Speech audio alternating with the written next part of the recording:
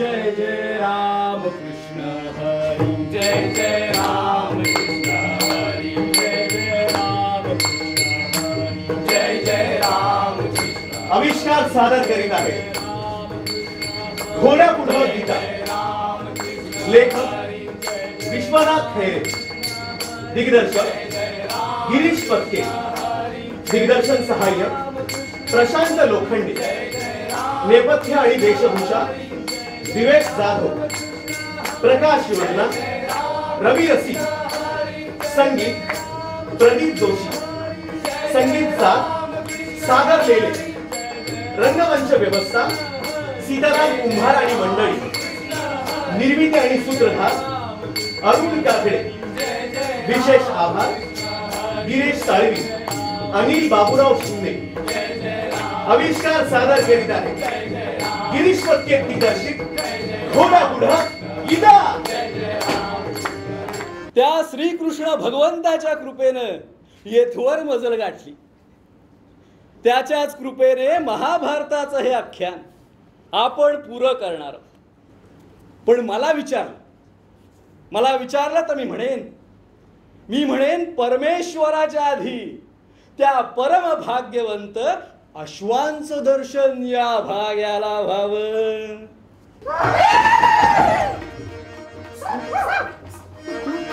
वत्सा भिऊ नकोस, वत्सा भिऊ नकोस.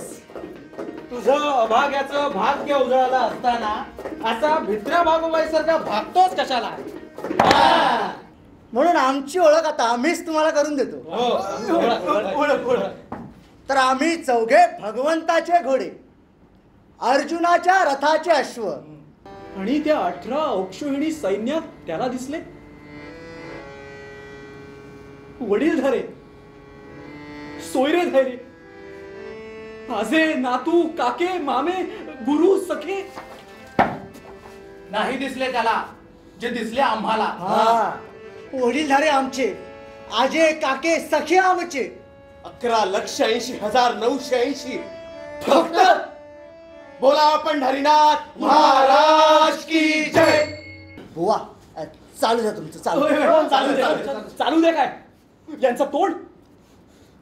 वाटलं नव्हतं असतील हे इतके धर्मदंड. म्हणजे अहो प्रत्यक्ष भगवंतांचे शब्द आपल्या कानांनी ऐकलेले हे हयातमे. पण करतील काय, भगवान म्हणूनच गेले. अर्जुना प्रकृती यांती भूतानी. मंडळी, त्याचसाठी कृष्ण अवतार झाला. त्या अवतारात सद्गुणी माणसांना वाचवण्यासाठी आणि दुर्गुणी माणसांचा नाश करण्यासाठी. काय काय म्हणून केलं नाही त्या भगवंतानं. काय काय म्हणून केलं नाही त्या भगवंतानं. यांची सेवा सुद्धा केली. फुक्कट असं वाटतं ना तुला? अरे बुढा, कारण आम्हीच खरे कर्मयोगी होतो हे अजून कळलं नाही का तुला?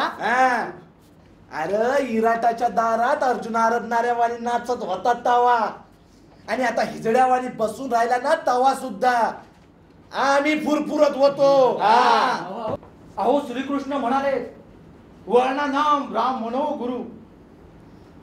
तर असं गुरुच्या घरी वाढलेल्या घोड्याला सुद्धा चौथा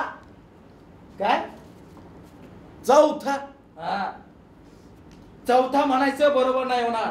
अहो त्याची पायरी अशी खाली आणून नाही चालणार.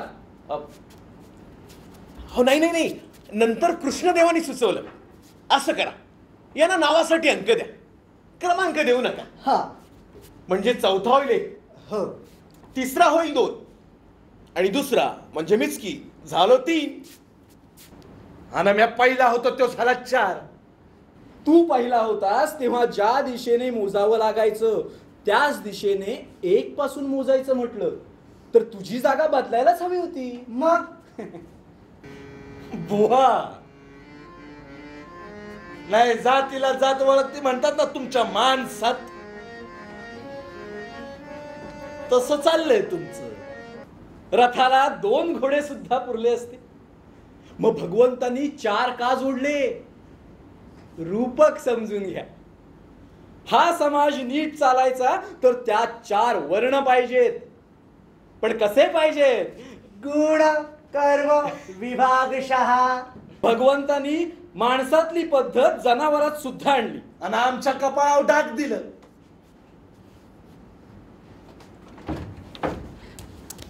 चार माणसांच्या कपाळावर का डाग देत नाहीत बुवा? सांगा ना, माणसांच्या कपाळावर का डाग देत नाहीत? 4.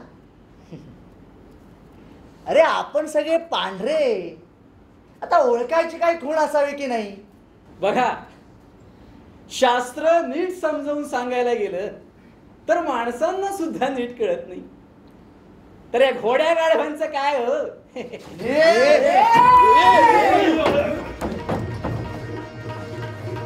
ए बुवा, गाढवा कुणाला म्हणतो हा? या माझ्या लेकरांना माझे बुवा कथा करतात. कथेत घोड्यांना फार मान दिलाय. हो ना. अहो, यांच्या खांद्यावर प्रत्यक्ष भगवंतानी रथाचं जू दिलं. होय. माझा जन्म रानातल्या कळपातला. योगच दादला समद्या घोड्यांना सबर करायचा. दुसऱ्या कळपातली सबर घोडी आली तर तिला बी गाबडवायचा.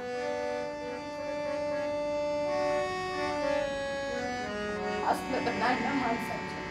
काहीही झालं तरी माणूस म्हणजे वरची योनी. शिकलो हो, शिकलो. बरंच काही शिकलो आज यांच्याकडून. अहो, गीता घेतली होती आख्यानाला.